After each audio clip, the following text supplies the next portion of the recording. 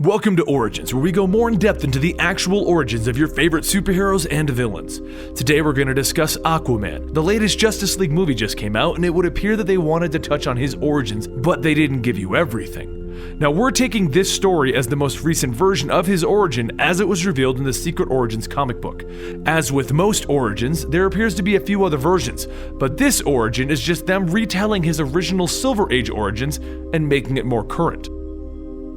This story is an account of his life, one that Arthur told his mother. Things didn't begin with Arthur Curry. Things began with Atlanta, Queen of Atlantis, and the lighthouse keeper named Tom Curry. It was a storm of the century, and Tom surely would have died, except that Atlanta saved him, and it was love at first sight. She moved on to land, and they had a child named Arthur. Eventually, Atlanta had to leave Tom. She had to return to her people in the ocean, and she didn't explain anything to Tom. She basically just said, "Take care of Arthur and raise him for me." So, Tom did just that, and he didn't hold it against Arthur either. He gave the boy everything that he could, and he gave him a happy life. But eventually, Arthur was drawn to the ocean, and the two quickly learned that Arthur had some very interesting abilities, such as breathing underwater and an increased ability to swim. Wanting to understand what was happening, Tom sought out help. He didn't know what Atlanta was, and he wanted to understand what his son was. But it was never for selfish gain. So eventually he contacted a man named Dr. Shin, a man who had been researching the Atlanteans for quite some time. And as per their original agreement, Dr. Shin was supposed to keep the secret of Arthur secret. He was supposed to just help Tom understand everything. He wasn't supposed to share any of this information. Tom was doing this to ensure that his son would have a normal childhood. He didn't want Arthur to be treated differently. So he taught him kindness and compassion. He let him go to school, he let him have friends. And all the while, Dr. Shin did a lot of research as to what Arthur actually was and what his history was. And all of this changed on Arthur's graduation day. Dr. Shin wasn't evil. He didn't wish any ill on Tom or Arthur. But to Tom's shock, Dr. Shin intended to publish his findings on Arthur and the Atlanteans now that Arthur was 18. Tom just said it was too soon. He didn't want it to be revealed to the world yet. But Dr. Shin said that they had already agreed that he could do this when Arthur was of age. Tom began to break into a sweat and he began to feel dizzy, so Arthur helped him back to their home. Arthur's father appeared to just be fighting off a terrible fever, and he just seemed to need rest. So Arthur put him to bed, and he went off with his friends for the evening. But the moment that Arthur left, Tom went downstairs to Dr. Shin's lab, and he gathered up all of the research that had been conducted on Arthur. Everything that Dr. Shin had done had been kept in the lab that was in their basement, as per their agreement. And then Tom threw it all into the ocean, destroying Dr. Shin's life's work before his very eyes. This sent Dr. Shin into a spiral, into desperation. And he hired a mercenary to go into the home of Tom and Arthur and acquire a blood sample that he had hidden away a long time ago. The last hope that his work could be validated.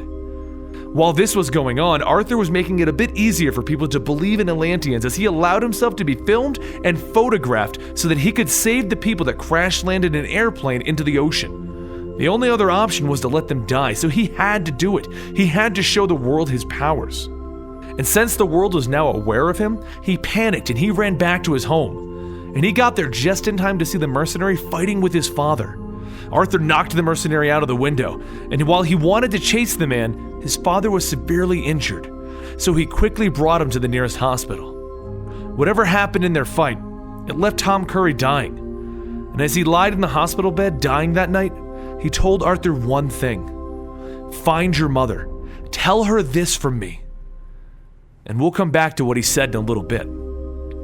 Arthur left the hospital before the coroner's report even came by, and he didn't take off to find his mother so he could deliver the message. Instead, he sought revenge, and he wanted to kill the man that killed his father. It didn't take very long to find this man, and he cornered him on a fishing boat where he strangled him to death with his bare hands, in front of his own son.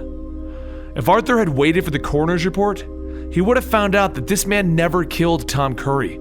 Instead, Tom died from pneumonia. The infection had spread to his heart, and the excitement of the break-in triggered a cardiac episode.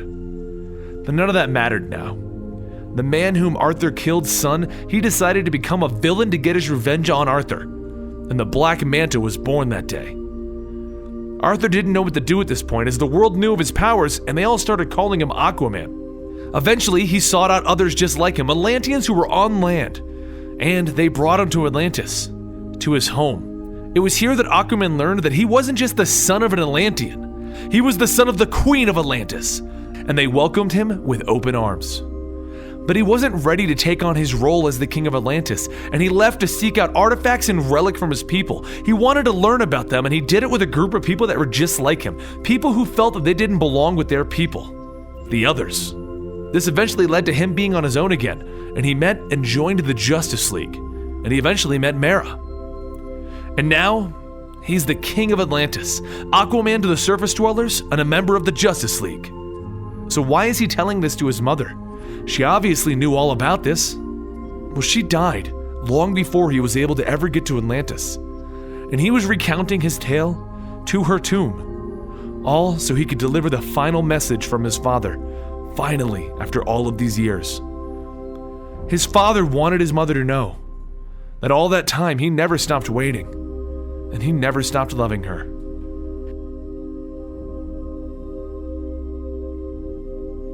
Now, Aquaman's powers are widely misunderstood. His largest power is the ability to telepathically communicate with marine life. This allows him to talk to them and tell them what to do to aid him. But it's been stated in the most recent run for Aquaman that he doesn't actually have conversations with them. He just tells them what to do, and they're not smart enough to actually talk back to him.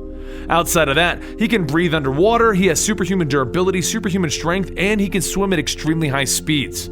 He can also see in total darkness, and he has a version of sonar that will help him navigate through such situations. If you learned something new today, please give this video a like, and you can follow us on Twitter at Comicstorian, where we can chat all day and night about your favorite superheroes. I hope you guys enjoyed this, and we're going to be going through the entire Justice League eventually, because they've all got their origins retold and up to date in Secret Origins, so why shouldn't we share that with you guys? I'm Benny for Comicstorian, and I'll see you guys next time.